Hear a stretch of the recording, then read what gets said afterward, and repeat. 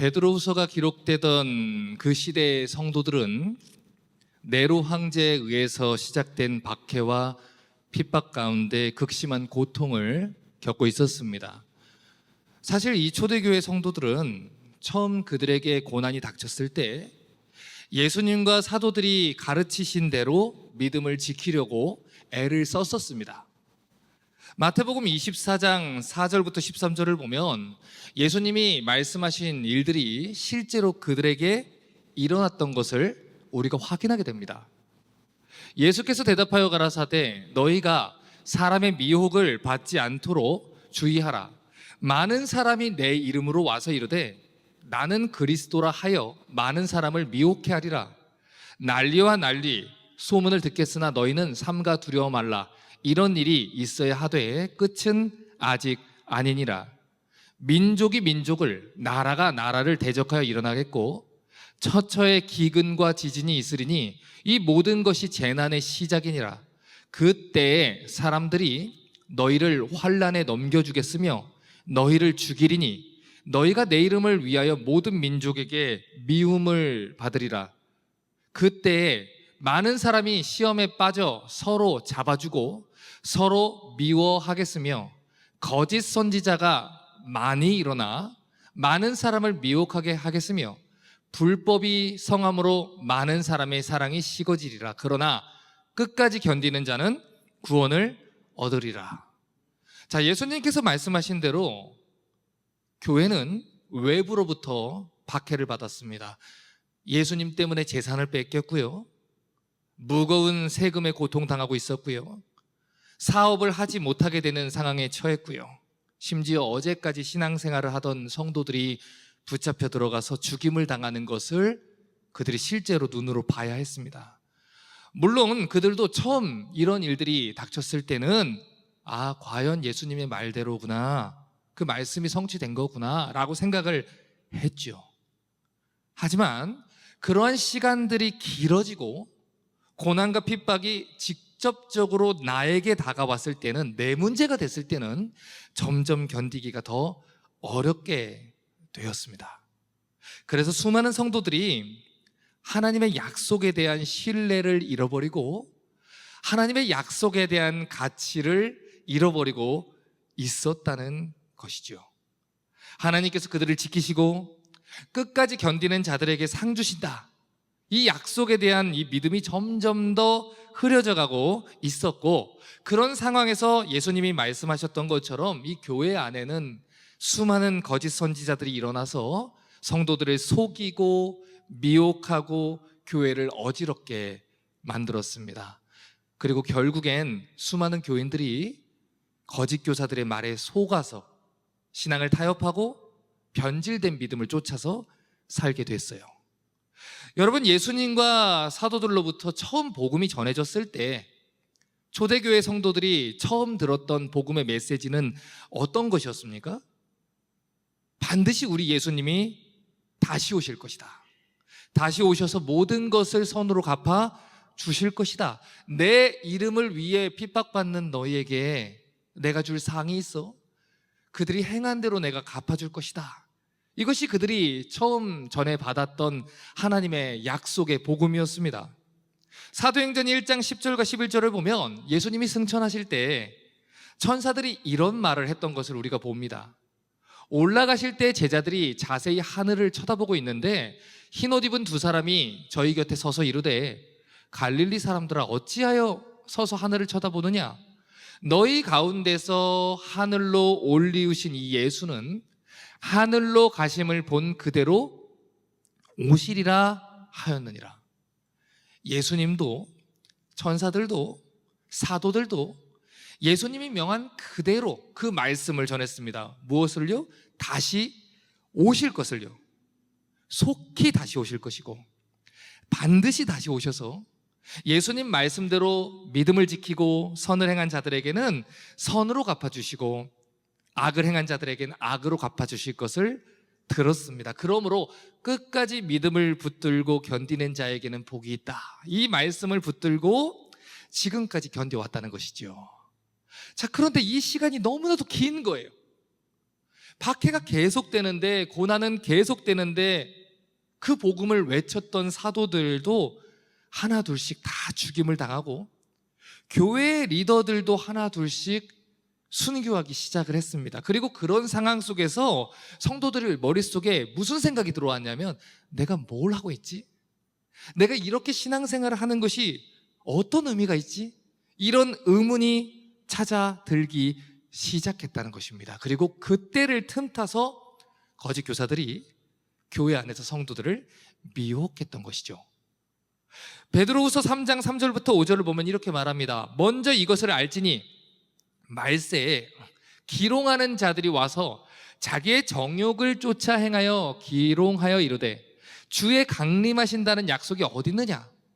조상들이 잔 후로부터 만물이 처음 창조할 때와 같이 그냥 있다 하니 이는 하늘이 옛적부터 있는 것과 땅이 물에서 나와 물로 성립한 것도 하나님의 말씀으로 된 것을 저희가 일부러 잊으려 함이로다.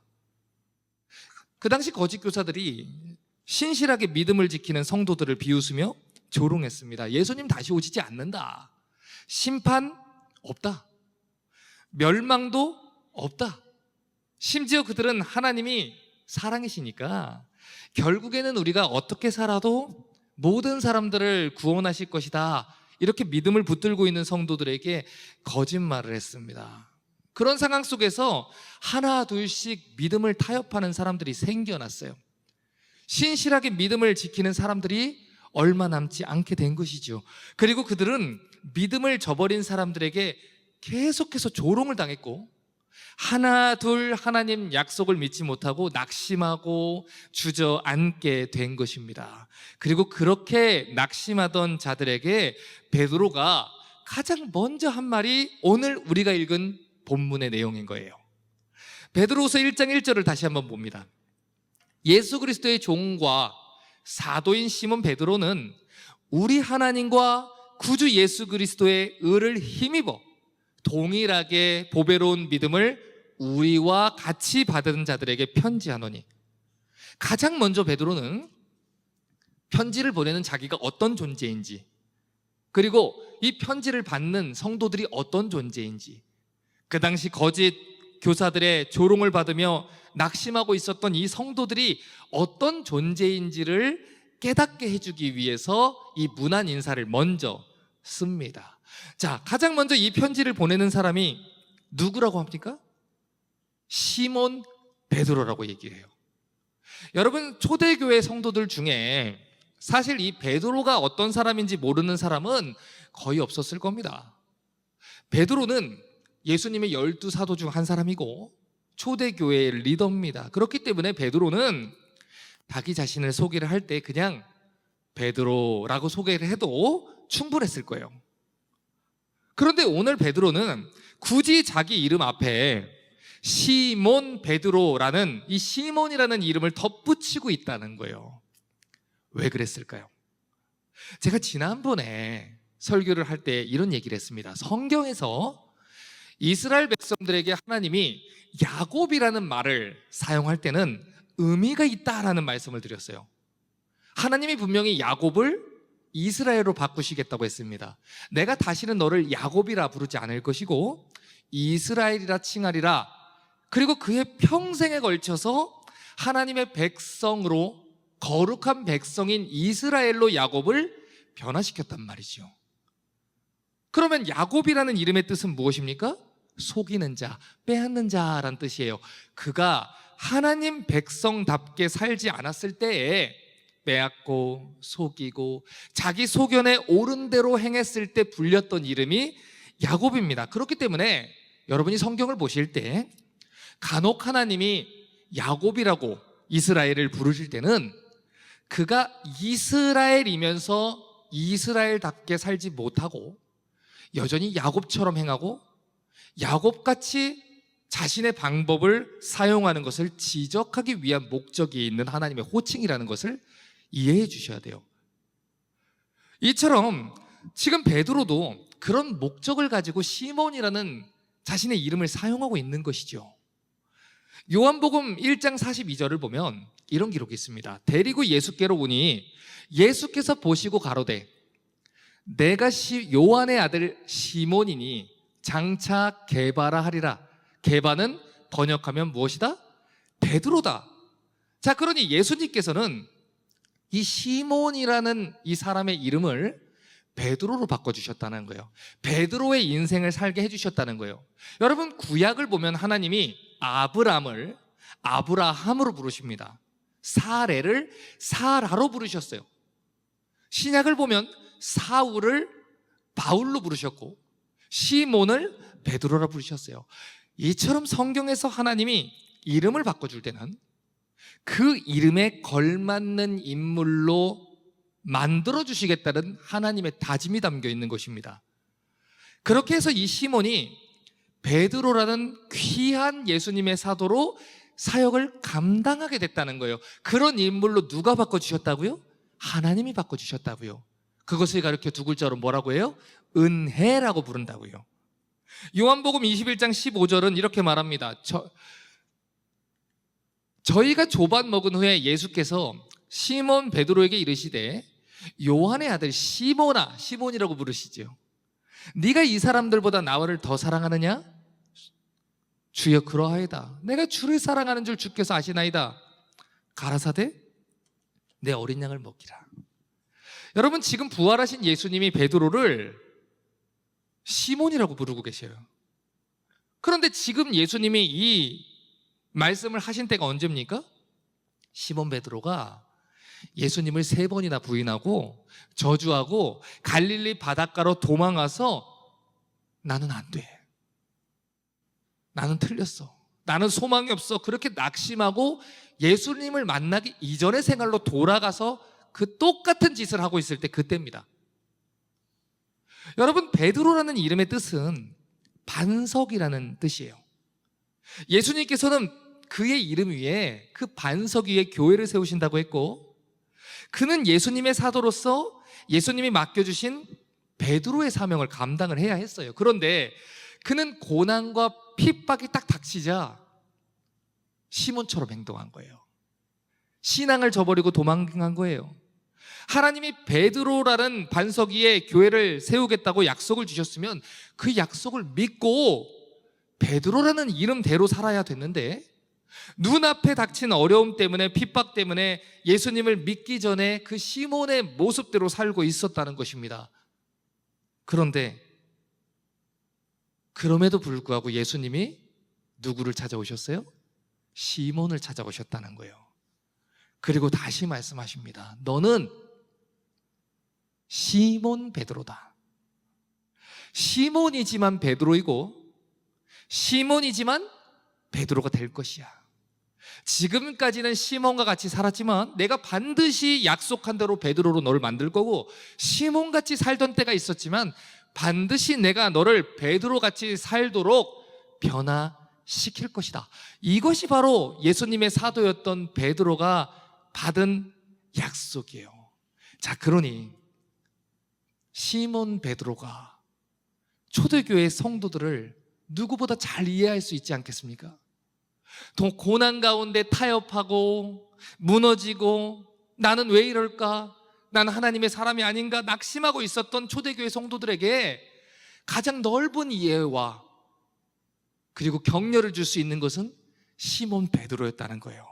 그래서 베드로는 말하는 거예요. 여러분이 고난과 핍박 때문에 두려워서 도망치고 숨어 있는 거 제가 이해합니다. 왜냐하면 저는 그냥 베드로가 아니에요. 시몬 베드로입니다. 여러분, 제가 시몬일 때 어떤 짓을 했습니까? 예수님 약속 못 믿고 여자 종의 그 말 한마디에 깜짝 놀라서 예수님 저주하고 부인하고 갈릴리 바닷가로 도망가서 힘들어했던 사람이 시몬 베드로입니다. 저 역시 죄책감 때문에 갈릴리 바닷가에서 낙심했습니다. 그런데 나는 그냥 시몬이 아닙니다. 시몬이지만 베드로입니다. 시몬같이 살았지만 베드로입니다. 시몬이지만 예수님이 다시 찾아오셨고, 시몬이지만 예수님이 포기하지 않고 다시 나를 베드로라고 부르시며 예수 그리스도의 종으로 삼으셨고 사도의 직분을 주셨습니다. 나 같은 사람도 당신의 사도의 직분을 감당한다면 여러분도 예수 그리스도의 종으로 그 사역을 감당할 수 있습니다 라는 격려를 하기 위해 자신이 시몬 베드로다 라고 얘기하는 거예요. 마치 바울이 죄인 중에 괴수입니다, 만삭되지 못한 자 같은 나 같은 자도 사도로 삼았습니다 라고 했던 것처럼 그들이 격려하는 것입니다. 그리고 베드로는 이어서 그러면 여러분은 누굽니까? 이 편지를 받는 여러분들은 누굽니까? 그것을 깨닫게 해줍니다. 베드로서 1장 1절과 2절을 봅니다. 예수 그리스도의 종과 사도인 시몬 베드로는 우리 하나님과 구주 예수 그리스도의 의를 힘입어 동일하게 보배로운 믿음을 우리와 같이 받은 자들에게 편지하노니 하나님과 우리 주 예수를 알므로 은혜와 평강이 너희에게 더욱 많을지어다. 지금 성도들을 베드로가 무엇이라 부르는지 잘 보세요. 사도 베드로와 똑같은 보배로운 믿음을 받은 자들이라는 거예요. 너희가 가진 것이 무엇인지 알아야 된다. 그래야만 은혜와 평강을 누릴 수가 있다. 그 당시 초대교회 성도들이 불안했어요. 왜요? 자기들이 믿고 있는 거하고 자기들이 붙잡고 있는 이 하나님의 약속이 헛된 것이 아닐까? 이렇게 믿는 게 무슨 의미가 있을까? 이 혼란스러운 주변 상황과 이 거짓 교사들의 거짓말 때문에 재림이 없고 심판이 없으면 내가 왜 이렇게까지 해야 되는가? 신앙생활의 회의감을 느끼고 있었습니다. 자, 그런데 그런 자들이 은혜와 평강을 누릴 수 있는 방법이 무엇이다 라고 얘기를 합니까? 하나님과 우리 주 예수를 어떻게 함으로? 알므로. 하나님을 올바르게 알 때, 예수를 올바르게 알 때 은혜와 평강을 더 많이 누릴 수 있다는 거예요. 여러분 1절을 잘 주목해서 보셔야 돼요. 지금 초대교회 성도들이 가지고 있었던 믿음, 우리에게 전달된 이 믿음에는 두 가지 특징이 있습니다. 첫 번째는 뭐냐면 그들이 가지고 있는 믿음은 사도들과 동일한 믿음이라는 거예요. 사도들이 믿는 하나님을 그들도 믿고 있었고요, 사도들이 믿는 예수님을 그들도 믿고 있었다는 거예요. 다른 믿음이 아니고 다른 복음이 아니라는 것이죠. 갈라디아서 1장 6절부터 9절을 보면 이 초대교회를 어지럽히던 이 교사들에게, 이 거짓 선지자들에게 바울이 아주 무서운 이야기를 하는 걸 확인하게 됩니다. 그리스도의 은혜로 너희를 부르신 이를 이같이 속히 떠나 다른 복음 쫓는 것을 내가 이상히 여기노라. 다른 복음은 없다. 다만 어떤 사람들이 너희를 요란케 하여 그리스도의 복음을 변하려 함이라. 그러나 우리나 혹 하늘로부터 온 천사라도 우리가 너희에게 전한 이 복음 외에 다른 복음을 전하면 저주를 받을지어다. 우리가 전에 말하였거니와 내가 지금 다시 말하노니 만일 누구든지 너희의 받은 것 외에 다른 복음을 전하면 저주를 받을지어다. 여러분, 성도들이 받은 믿음이 어떤 믿음이라고 했습니까? 우리 하나님과 구주 예수 그리스도의 의를 힘입어 사도들과 동일하게 받은 보배로운 믿음이라는 거예요. 여러분, 우리의 믿음은 우리가 믿어서 획득한 것이 아니에요. 우리가 결단해서 얻어낸 것이 아니에요. 성경은 분명히 말해요. 그 믿음이 누구로부터 왔다? 하나님으로부터 왔다. 하나님이 선물로 우리에게 주신 것이다. 구원은 우리의 행위로 받는 것이 아닙니다. 우리의 결단과 우리의 열심으로 얻어낸 것이 아닙니다. 그런데 이 초대교회를 흔들었던 이 거짓 교사들은 우리의 열심으로 무엇인가를 얻어내고 지켜낼 수 있다고 거짓말을, 이 율법주의를 조장을 했던 거예요. 에베소서 4장 5절과 6절은 이렇게 말합니다. 주도 하나이요, 믿음도 하나요, 세례도 하나요, 하나님도 하나이시니 곧 만유의 아버지시라. 성경은요, 하나의 믿음을 가르칩니다. 내가 믿는 하나님도 있고 네가 믿는 하나님도 있다, 이게 아니라 성경이 말하는 믿음은 성경대로 믿는 믿음 하나라는 거예요. 이 포스트 모더니즘 시대의 특징은 절대 진리를 거부하는 것입니다. 그 사람이 생각하는 것도 맞고 내가 생각하는 것도 맞다고 이야기를 해요. 그리고 세상은 그러한 모습을 예쁘게 표현해서 관용이라는 말로 부르곤 합니다. 하지만 성경은 절대 진리를 말해요. 진리는 오직 한 길입니다. 오직 믿음은 하나입니다. 예수도 한 분입니다. 하나님도 한 분뿐이라고 이야기를 해요. 제가 사도신경 때 말씀드렸지만 진리라는 것은 기본적인 성질에 배타적인 성질이 있어요. 무슨 말이냐? 1 더하기 1은 2입니다. 우리 초등학교 선생님이 이 자리에 있는데 아이들이 1 더하기 1을 3이라고 하고 어떤 애는 10이라고 했습니다. 그러면 3이라고 하는 애는 2에 조금 더 가까우니까 점수를 더 주고 10이라는 애는 더 머니까 점수를 덜 줍니까? 1.9나 1.9구나 2.01이나 틀린 것입니다. 진리라는 것은 이처럼 배타성이라는 게 있어요. 그런데 사람들은 뭐라고 말합니까? 너의 하나님이 있고 나의 하나님이 있다. 그러나 성경은 뭐라고 말합니까? 성경이 말하는 하나님 외에는 모두 다 우상이다, 거짓이다, 이렇게 얘기를 한다는 거예요. 그런데 사람들은 여기서 한 걸음 더 나아가요. 그래서 성경을 해석하는 것 또한 여러 가지로 해석할 수 있다고 가르칩니다. 네가 보는 관점이 다르고 내가 보는 관점이 다르다 말이에요. 자, 그러면 이 시간 질문을 드릴게요.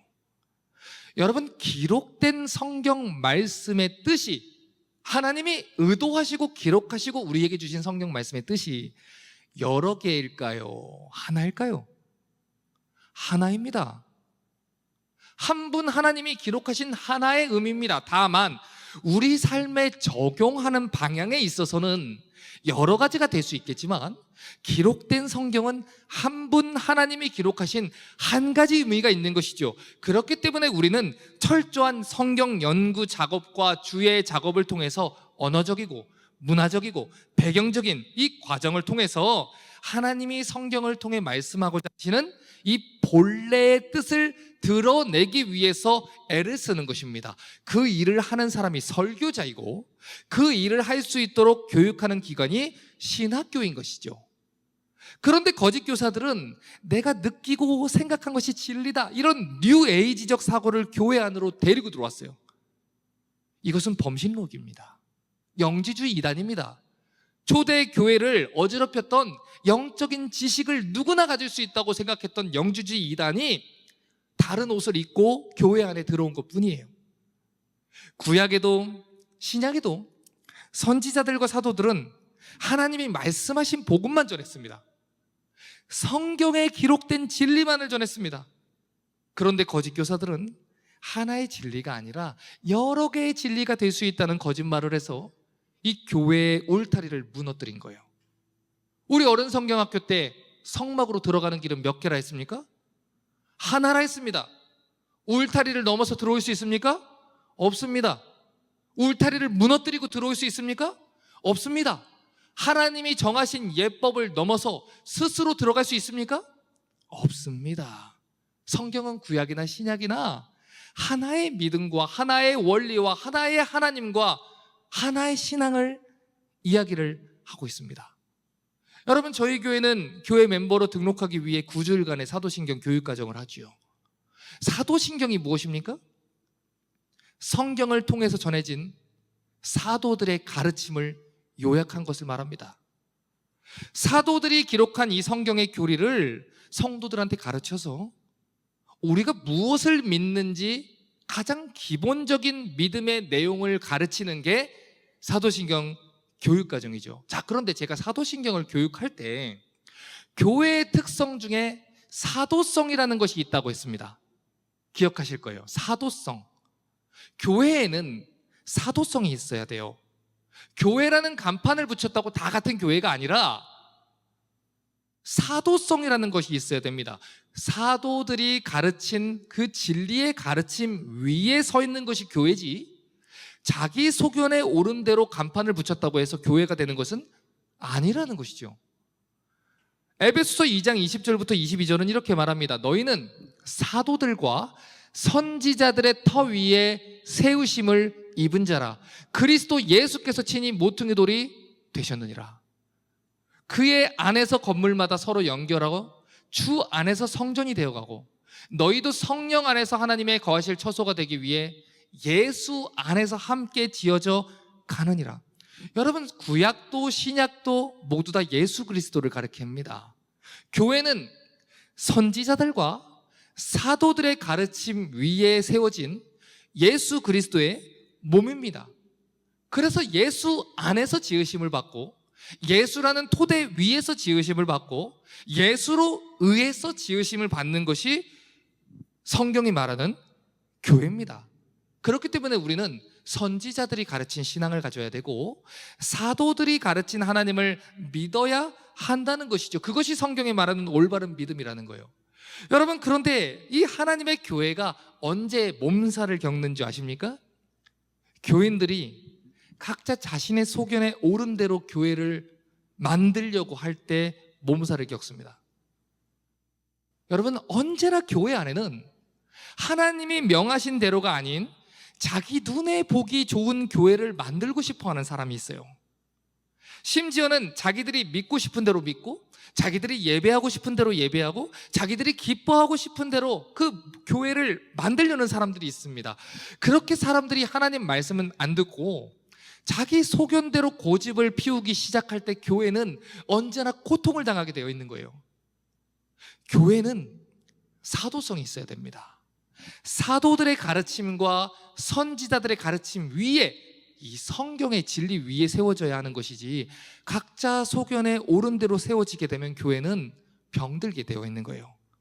디모데전서 3장 15절은 교회가 어떤 곳인지 이렇게 말했습니다. 만일 내가 지체하면 너로 하나님의 집에서 어떻게 행하여야 할 것을 알게 하려 함이니, 이 집은 살아계신 누구의 교회요? 하나님의 교회요, 진리의 기둥과 터이니라. 교회는 목사의 비즈니스가 아닙니다. 박형영 목사가 이 교회를 개쳤다고 했다고 해서 이 교회는 박형영 목사의 것이 아닙니다. 박형영 목사가 세운 것도 아닙니다. 개척 멤버들이 세운 것도 아닙니다. 누가 세우신 것입니까? 하나님이 세운 것입니다. 누가 주인입니까? 하나님이 주인입니다. 또한 교회는 진리의 기둥과 터입니다. 진리이신 하나님의 말씀을 배우는 곳이에요. 진리 위에서 세워져야 하는 곳이에요. 진리이신 하나님의 말씀만 선포돼야 되는 것입니다. 그렇기 때문에 이 성도들의 믿음은 내가 생각하고 바라고 느끼는 대로가 아닙니다. 하나님의 말씀 위에 세워져야 되는 거예요. 하나님이 사도들과 선지자들을 통해 말씀하신 그 신앙의 고백들 위에 우리 믿음이 세워져야 되는 것입니다. 복음은 유행을 타지 않습니다. 복음은 시대의 영향을 받지 않습니다. 오직 한 복음, 한 믿음, 한 하나님만 계십니다. 그러므로 성도들은 기록된 사도들의 가르침 위에서 성경이 말하는 믿음을 가져야 된다는 거예요. 자, 그러면 성도들이 가져야 되는 믿음의 또 다른 특징을 봅니다. 베드로는 이렇게 말해요. 우리 하나님과 구주 예수 그리스도의 의를 힘입어 가진 믿음이다. 여러분, 오늘날 얼마나 많은 사람들이 성경으로 돌아가야 한다라고 외칩니까? 여러분, 얼마나 많은 사람이 신앙으로 돌아가야 된다 외칩니까? 얼마나 많은 사람들이 성경을 가르쳐야 된다라고 외치고 있습니까? 그런데 놀라운 사실이 있습니다. 이 시대에 벌어지는 수많은 신앙개혁운동과 컨퍼런스와 여러 가지 세미나들을 제가 가만히 보면서 발견한 놀라운 점이 있어요. 그것이 무엇이냐면 거의 대부분 구호로만 끝이 난다는 거예요. 성경을 가르쳐야 된대요. 그런데 정작 성경을 가르치진 않아요. 말씀을 배워야 산대요. 그러나 정작 말씀을 배우지는 않아요. 사람들로 하여금 그리스도께 헌신하도록 촉구하는 메시지를 던지기는 하는데 예수 그리스도가 정작 어떤 분인지는 가르쳐주지 않습니다. 그리고 성경이 이야기하는 하나님이 아니라 그냥 추상적인 개념과 내가 느끼는 모호한 생각으로 만들어낸 예수님을 전하고 있어요. 성경이 말하는 신앙을 전수하는 게 아니라 내가 경험한 간증적인 신앙을 전수를 하고 있다는 것입니다. 그런 상황에서 자기 결단과 의지로 하나님께 나아갈 수 있다고 거짓말하는 이 거짓 교사들이 등장을 하기 시작했다는 거예요. 여러분, 요한복음 14장 6절은 말합니다. 내가 곧 길이요 진리요 생명이니 나로 말미암지 않고는 아버지께로 올 자가 없느니라. 내가 느끼고 결단해서 하나님께 나아갈 수 있는 것이 아니지요. 예수님이 열어주신 생명의 길을 통해서만 성경이 말하는 구원의 길을 통해서만 하나님께 나아갈 수 있는 것이죠. 고린도전서 12장 3절은 또 이렇게 말합니다. 내가 너희에게 알게 하노니 하나님의 영으로 말하는 자는 누구든지 예수를 저주할 자라 하지 않고 성령으로 아니고서는 누구든지 예수를 주시라 할 수 없느니라. 성경이 말하는 것이 무엇입니까? 성령의 하나님의 은혜가 아니고서는, 우리를 거듭나게 하시는 은혜가 아니고서는 구원받을 수 있는 방법이 없다는 거예요. 다시 말해, 박형용 목사가 아무리 설교를 열심히 연구하고 공부하고 목에 핏줄이 새도록 외친다고 해도 하나님이 오늘 우리에게 은혜를 주시지 않는다면 우리의 영혼은 바뀌지 않고 그 자리에 있는다는 것입니다. 많은 사람들이 우리 노력이 하나님의 은혜를 불러일으킬 수 있다고 가르쳐요. 우리의 결단이 예수님을 영접하는데 결정적인 역할을 한다는 거짓말을 합니다. 그래서 어떤 조건을 갖추면, 어떤 환경을 만들어 놓으면 믿음은 자연스럽게 발생한다는 거짓말을 합니다. 여러분, 거짓말입니다. 한 사람이 거듭나여 예수를 주인으로 고백하고 구원을 받는 일은 오직 하나님의 은혜로만 이루어지는 것입니다. 성경은 인간이 완전히 타락했다고 해요. 선을 행하는데 완전히 무능력하다고 합니다. 그런데 거짓 교사들은 뭐라고 합니까? 한쪽에서는 인간이 완전히 타락했다고 말하면서도 다른 한쪽에서는 인간이 예수님을 알아봤기 때문에 예수님을 영접할 수 있는 것이니 인간에게 선한 것이 남아있다라는 궤변을 말합니다. 1 더하기 1이 2지만 3일 수도 있다라는 궤변이죠. 거짓말입니다. 성경은 아무리 우리가 최선을 다해서 계명을 지키려고 하더라도 우리 스스로의 노력과 수고로는 절대로 스스로 계명을 지키며 하나님 앞에 나갈 수 없다고 말합니다. 그렇기 때문에 우리에겐 은혜가 필요한 거예요. 하나님의 임재가 필요한 거예요. 하나님의 돌보시는 은혜와 회개하게 하시는 놀라운 자비하심이 필요한 것입니다. 나 스스로 결단을 하고 눈물을 쥐어짜서 그렇게 할 수 있다고 믿거나 특정한 분위기를 조성하고 결단을 촉구하면 얼마든지 구원받은 성도로 회심시킬 수 있다고 믿는 사람들은 성경과 다른 거짓 복음을 전하는 것입니다. 성경이 말하는 복음이 무엇입니까? 우리 하나님과 우리 구주이신 예수 그리스도의 의를 힘입어 주어진 복음입니다. 하나님의 아들이신 나사렛 예수께서 우리 죄를 지시고 십자가에 달려 죽으셨다. 그분이 나의 죄를 가져가시고 그분이 성취한 의를 우리에게 값없이 주셨다. 그 은혜를 받아들일 때 주어지는 믿음입니다. 하나님 앞에서 나는 죄인이고 나는 의로울 수 없고 선을 행할 능력이 없고 하나님의 법을 지킬 힘도 없고 하나님 앞에 단 하루도 더 훌륭하게 살 수 있는 능력도 없고 하나님 앞에 스스로 개혁할 능력도 없고 아무 방법이 없어서 하나님이 예비하신 예수 그리스도의 의를 은혜로 받아들이고 내가 아무런 가치가 없는 죄인이라는 것을 고백할 때 주어지는 값비싼 은혜요, 보배로운 믿음이라는 것입니다.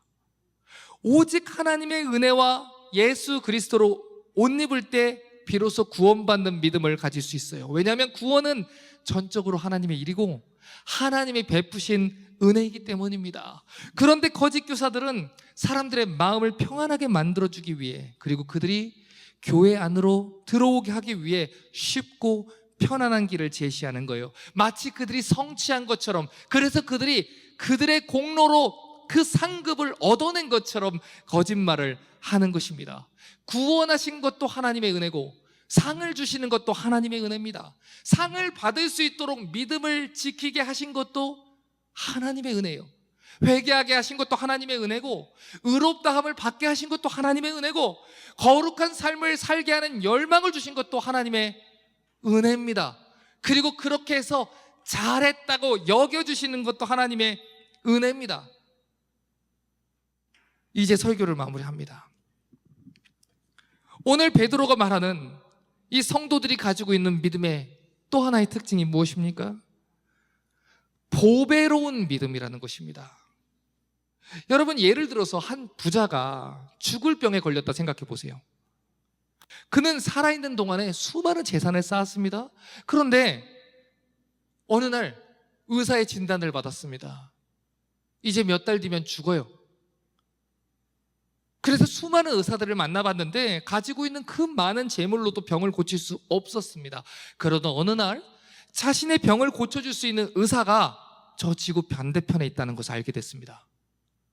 여러분, 그러면 그 사람은 그 의사가 지구 반대편에 있다고 해도 반드시 그를 만나기 위해서 날아갈 겁니다. 의사가 그 사람을 만나주지 않는다고 하면 어떻게든 그를 만나기 위해 무슨 대가로도 치르려고 할 거예요. 여러분, 그가 죽음을 맞이하게 되면 지금까지 그가 쌓아놓은 재물과 학위와 명성이 도대체 무슨 소용이 있겠습니까? 그렇기 때문에 자신의 병을 고쳐줄 수만 있다면, 자신을 살려줄 수만 있다면 전 재산을 다 주어서라도 고치려고 할 것입니다. 왜냐하면 이 부자는 죽음의 두려움 앞에서 건강을 되찾는 게 가장 보배로운 것을 깨달았기 때문이에요. 여러분, 사람은 죽어서 이름을 남긴답니다. 호랑이는 가죽을 남기지만 사람은 죽어서 이름을 남긴답니다. 이름 남겨서 뭐 합니까? 이 세상에 우리가 이름을 남겨서 우리가 무엇을 얻겠습니까?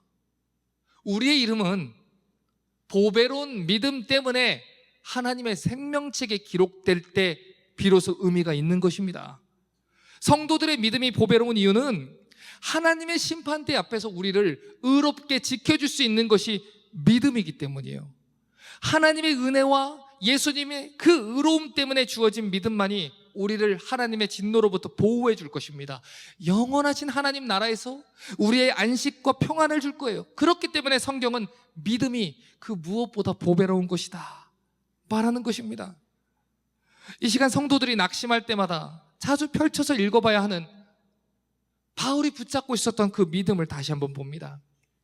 무명한 자 같으나 유명한 자요, 죽은 자 같으나 보라 우리가 살고, 징계를 받는 자 같으나 죽임을 당하지 않고, 근심하는 자 같으나 항상 기뻐하고, 가난한 자 같으나 많은 사람을 부유하게 하고, 아무것도 없는 자 같으나 모든 것을 가진 자로라. 여러분, 이것이 바울의 위로였습니다. 이것이 초대교회 성도들에게 주어진 위로였어요. 그 당시 초대교회 성도들은 세상 사람들 보기에는 무명한 사람입니다.